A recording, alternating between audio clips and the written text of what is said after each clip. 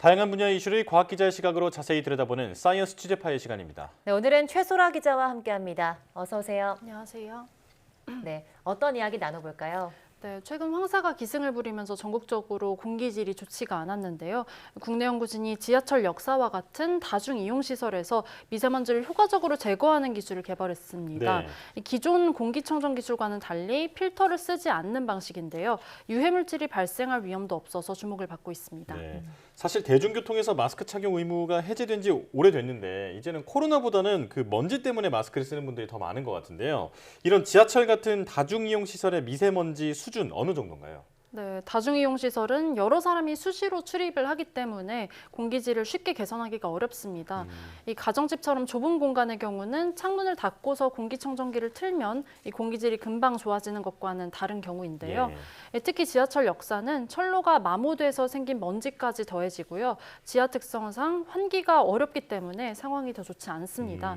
지난해 전국 지하철 승강장의 초미세먼지 평균 농도는 세제곱미터당 29 마이크로그램으로 다중이용 시설 가운데 가장 높았습니다. 현재 지하철에서는 공기질을 어떻게 관리하고 있는지 직접 들어보시겠습니다. 저희는 이제 2019년도부터 지하 역사 공기질 개선 대책을 추진을 해왔는데요. 전 역사의 공기 청정기 설치, 그리고 반밀폐형 승강장 안전문을 완전 밀폐형으로 개량하고, 그리고 공조기의 필터를 초미세먼지를 거를 수 있는 중성능 필터로 교체하는 등 다양한 시설 개선을 해오고 있습니다. 지금도 미세먼지를 줄이기 위해서 다각도로 노력을 기울이고 있는 것 같은데요. 그럼 이번에 개발된 기술은 어떤 기술일까요? 네, 한국기계연구원이 기존의 지하철 공기청정 시스템과 다르게 이 필터를 없앤 청정 시스템을 도입해서 넓은 공간을 더 효율적으로, 효과적으로 청정할 수 있도록 했습니다. 네. 이 공기가 필터에 막히지 않아서 한 번에 더 많은 공기를 빨아들이고 또 정화할 수 있는 방식인 건데요. 먼저 화면을 보시겠습니다. 영상을 보시면 청정기 상단에 전극 3개가 있는 걸 보실 수가 있습니다. 네. 이 전극에서 낮은 전류를 흘려보내서 이 공중의 마이너스 성질의 음이온을 분사하는데요.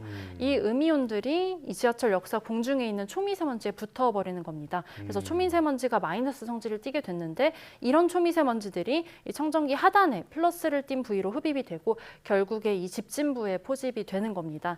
나중에 여기 이 집진부를 먼지를 제거를 하려면 여기에 진공청소기를 대고서 먼지를 흡입을 하면 되는 방식인데요. 그러니까 집에서 이 청소기를 돌리고 오물을 버리는 것과 비슷한 방식으로 건식 세정을 할 수가 있는 겁니다.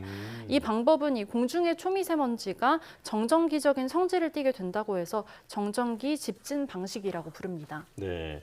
필터를 사용하는 방식과는 완전히 다른 방식이다라고 이해가 되는데요. 그렇다면 청정 효과는 어느 정도인지도 궁금한데요. 네, 연구팀은 청정기가 빨아들인 공기에서 초미세먼지가 90% 이상 줄어들었다면서 이 청정 효과가 기존의 기술과 비슷하다고 말을 했는데요. 네. 이 기존 기술보다도 처리 속도는 더 빨라서 같은 시간 안에 1.5배 더 많은 공기를 정화할 수 있다고 말했습니다. 이 좁은 공간에서는 속도가 1.5배 더 빠르다는 게 큰 효용이 없을 수도 있는데요. 하지만 수시로 먼지가 유입되는 이 넓은 공간에서는 효과가 크다는 설명입니다. 이 실증 연구를 수행한 연구진에게 직접 들어보시겠습니다. 현재 바깥의 초미세먼지 농도가 매우 나쁨 수준입니다. 저희가 공조실에서 초미세먼지 나쁨 수준의 공기를 한 번에 필터링을 한 후 다시 깨끗해진 공기를 승강장으로 공급을 하였을 때 여기 보시는 것과 같이 저희가 계측기를 이용하여 측정하였을 때 현재 승강장 내 초미세먼지 농도는 나쁨 수준에서 좋음 수준으로 상당히 개선된 것을 확인할 수가 있었습니다. 또 여기에 더해서 이번 시스템에는 필터와 같은 소모품이 들어가지가 않기 때문에 이 필터 교체 비용이나 인력이 필요가 없습니다. 네. 또 지하철 역사 한 곳 기준으로 필터 교체 비용만 매년 500만 원 이상씩 든다고 하는데요. 이 장기적으로 적지 않은 비용을 절감할 수 있는 겁니다. 또 기존의 필터 방식의 경우는 필터 교체 주기가 다가오면서 점점 성능이 저하되는 문제가 있었습니다. 그런데 이번 기술은 미세먼지를 90% 이상 제거하는 성능이 끝까지 유지된다는 게 장점입니다. 연구팀은 기존 지하철 공조기에서 필터 부위만을 개량하는 방식으로 이번 기술을 적용할 수 있다면서 이 설치에도 큰 비용이 들지 않는다고 말했습니다. 네, 우리가 보통 집에서 사용하는 공기청정기도 필터 때문에 골치 아픈 경우가 굉장히 많은데요. 필터가 없다는 사실만으로도 굉장히 큰 이점이 될 것 같습니다. 또 음이온을 이용한다고 하셨는데 이런 음이온을 이용하는 청정 기술이 기존에도 좀 있지 않았을까요? 네, 그렇습니다. 기존에도 이런 정전기 집진 방식의 청정 기술이 있었는데요. 한때 주목을 받았었지만 유해 물질이 발생한다는 문제가 지적이 되면서 널리 쓰이지는 않게 됐습니다. 네. 이 기계에서 음이온을 분사하기 위해서 이 전극에 전력을 흘려보낼 때 이때 높은 전기가 흐르면서 순간적으로 스파크가 발생하면 오존이 만들어지는 문제가 있었던 겁니다.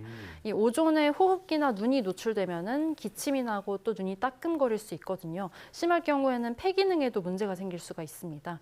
연구진은 이런 문제를 해결하기 위해서 극세사 전극을 활용했고요. 또 비교적 약한 전력을 흘려보내도록 해서 기술을 구현할 수 있도록 했다고 설명했습니다. 함께 들어보시겠습니다. 그다음에 기존 전기 집진 방식은 아주 굵은 전극에서 플라즈마를 발생시키기 때문에 오존이라고 하는 오염된 물질이 많이 발생됩니다. 하지만 저희는 아주 작은 에너지를 쓰기 때문에 오존이 거의 발생하지 않고요.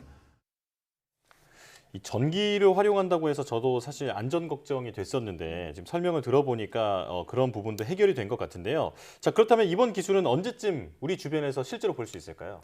네, 한국기계연구원은 국내 초미세먼지 저감 기술 기업에 이미 기술 이전을 했고 또 상용화를 추진하고 있습니다. 네. 지금은 대전의 유성온천역 등 전국의 몇 군데 승강장에서 이런 기술을 적용을 해서 실증 연구를 하고 있습니다. 또 한 걸음 더 나아가서 앞으로는 승객이 기다리는 이 지하철 승강장뿐 아니라 미세먼지가 가장 많이 발생하는 지하철이 달리는 터널 속에도 이 기술을 적용해서 공기 질 변화를 확인해 볼 계획입니다. 또 이번 기술이 지하철 역사뿐만 아니라 학교나 사무실, 건물 등 다양한 공간에 적용될 수 있도록 노력을 하겠다는 방침입니다. 네, 최근 대기질에 대한 고민이 깊어지면서 청정 기술들도 빠르게 성장하고 있는데요. 효율적이고 또 효과적인 이번 공기청정 기술이 우리의 삶을 좀 더 쾌적하게 만들어주지 않을까 싶습니다. 최소라 기자와 함께했습니다. 고맙습니다. 감사합니다.